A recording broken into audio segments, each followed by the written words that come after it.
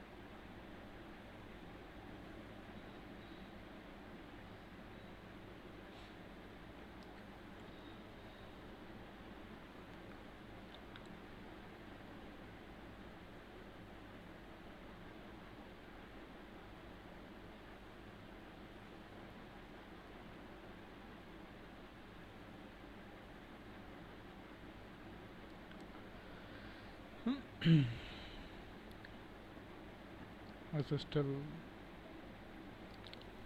finding dependencies and adding it.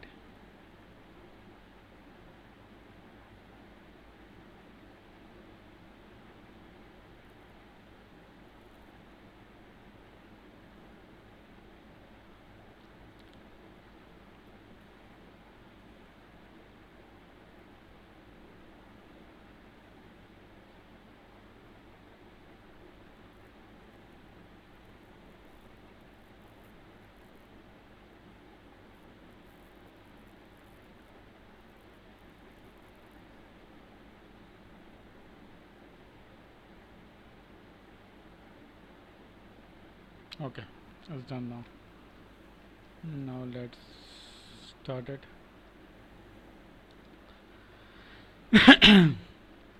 Using command yarn start.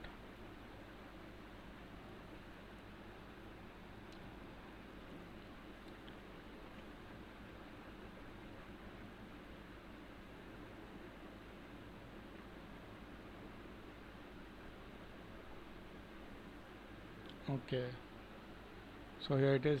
There is a boilerplate that provided by buildspace.so. Now we have my NFT collection, a React page with the button. Right now the button is doing nothing. So let's move on.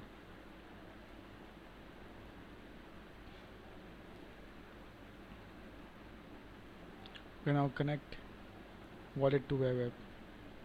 So in order our website to talk to blockchain, we need somehow connect our wallet to it. Once we connect our wallet to our website will have a permission to call smart contracts on our behalf. Remember, it's just like authenticating into a website. Okay, now go to app.js file. Uh, Inside the source, you'll find the app.js file. Now it is so many files open. So now close other. Don't save it. Don't save it. Okay. Now we have open this file, which have our basic HTML. Sorry, basic React app. Here it is. I've changed it to one. It's in. So now, as per instruction, let's copy the code and just replace it here. Okay, so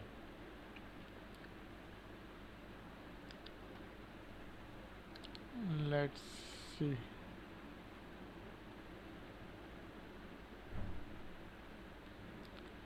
So when you run this, you should see that line.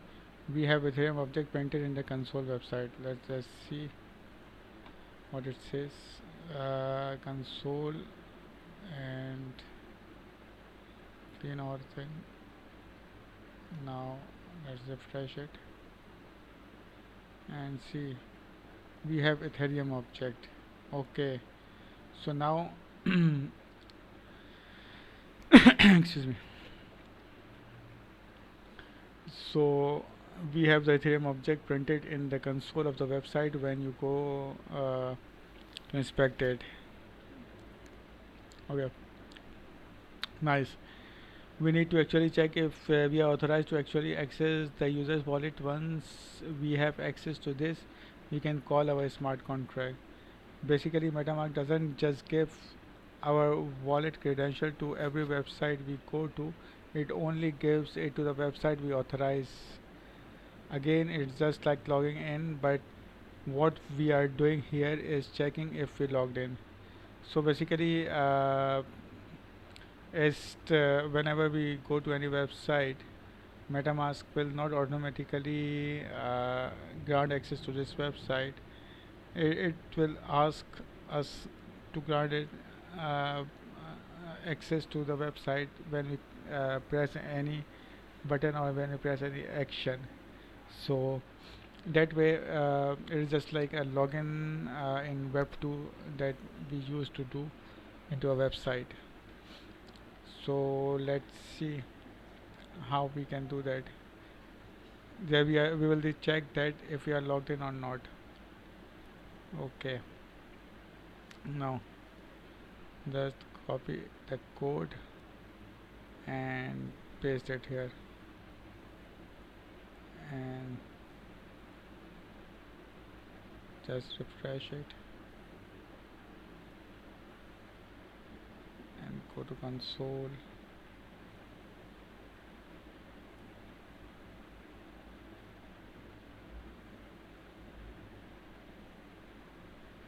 Okay, found an authorization account. Okay, so it means we are now connected to that local host. uh,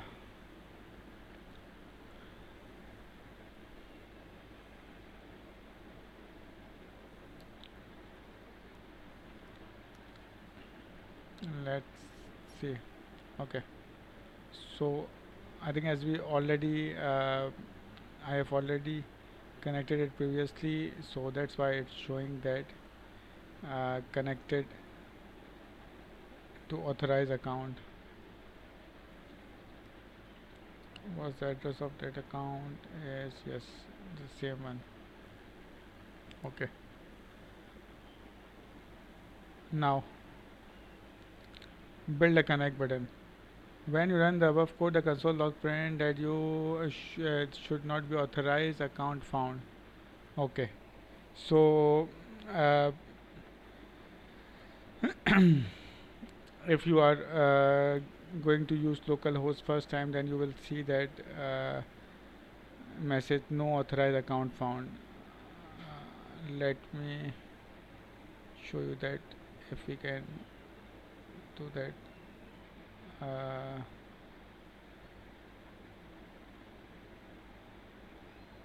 then just refresh it.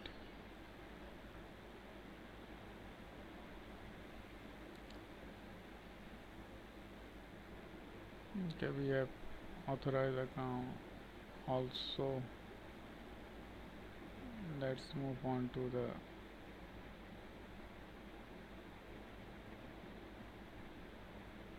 another account.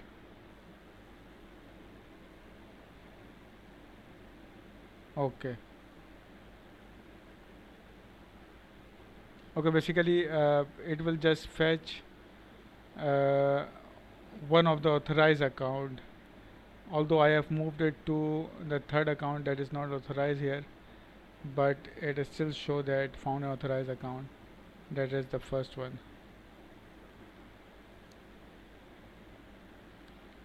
Okay, now build a connect wallet button. just copy it. It will just work like a login button to a website. So whenever a user come to your website,